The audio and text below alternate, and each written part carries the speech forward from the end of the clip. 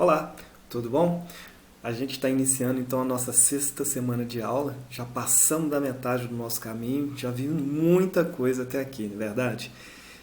Enfim, hoje a gente vai conversar sobre núcleo. A gente vai de fato identificar o que é o núcleo celular, como ele se organiza, como é a estrutura dele, da cápsula que está envolvendo ele, que é a membrana, né, nuclear, ou também conhecida como carioteca. E a partir disso, nós vamos organizar todo o nosso pensamento com relação ao início e o fim dessa aula. Porque primeiro, a gente está no núcleo, vamos identificar o núcleo, o que acontece, como ele é constituído.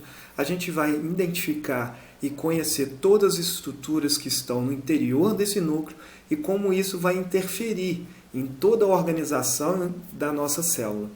Além disso, ainda precisamos ver todo o processo de síntese, primeiro de transcrição de RNA, como que o núcleo ele vai de fato controlar toda a organização para poder executar e produzir as nossas proteínas e as enzimas, né? Lembra, isso é algo que a gente não cria estoque, já conversamos sobre isso.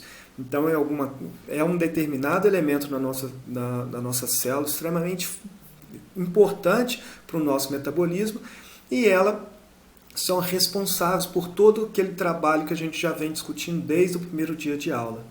Então, a gente vai ver como que do DNA eu vou retirar o RNA através do processo chamado transcrição e depois como esse RNA ou os RNAs diferentes, que nós vamos identificar serão 3 nessa aula, como que eles saem da célula, por onde que eles saem, na verdade, do núcleo da célula, vão para o citoplasma para poder produzir as proteínas. Então, a gente vai ver todo o processo de síntese proteica, para poder entender como isso é um dos mecanismos mais importantes da nossa célula, e a gente fala um pouco também como isso pode ser interferido através do treinamento.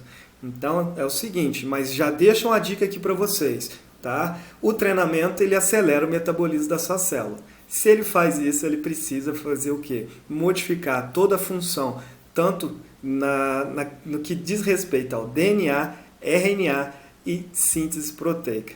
Então, para poder construir proteínas e enzimas. Esse é o nosso assunto de hoje. Então, se liga que vai vir muita coisa interessante pela frente.